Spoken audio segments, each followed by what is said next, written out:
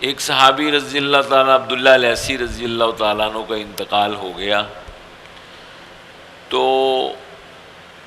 مدینہ عالیہ میں ان کا انتقال ہوا، اور نبی کریم صلی اللہ علیہ وسلم اس وقت تبوک کے میدان میں تھے۔ تبوک کا میدان جو ہے وہ مدینہ عالیہ سے 900 کلومیٹر دور ہے۔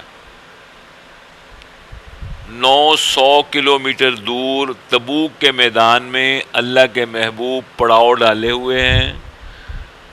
اور جبرائیل تشریف لاتے ہیں اور عرض کرتے ہیں کہ یا رسول اللہ صلی اللہ علیہ وسلم صفیں درست فرمائیے، عبداللہ الیسی مدینہ عالیہ میں انتقال فرما گئے ہیں، آپ نے ان کا جنازہ پڑھانا ہے۔ اللہ کے محبوب صلی اللہ علیہ وسلم نے صفیں درست فرمائیں، جبرائیل کے 600 پر ہیں،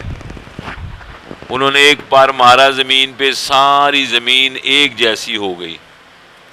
اور جنازہ سامنے نظر آنے لگ گیا۔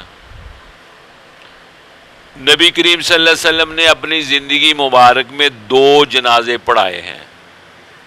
نبی کریم صلی اللہ علیہ وسلم نے اپنی زندگی مبارک میں 2 جنازے پڑھائے ہیں، ایک شاہ نجاشی کا حبشہ کے، وہ بھی آپ کے سامنے کر دیا گیا، اور ایک عبداللہ الیسی کا، وہ بھی آپ کے سامنے کر دیا گیا ہے۔ اس لیے فقہا کہتے ہیں کہ یہ غائبانہ نماز جنازہ یہ کچھ نہیں ہے، اور غائبانہ نماز جنازہ جو ہے ہمارے فقہا کہتے ہیں کہ یہ نہیں ہے، کیونکہ اللہ کے محبوب صلی اللہ علیہ وسلم نے یہ 2 جنازے جو پڑھے ہیں وہ جنازے سامنے آ گئے تھے۔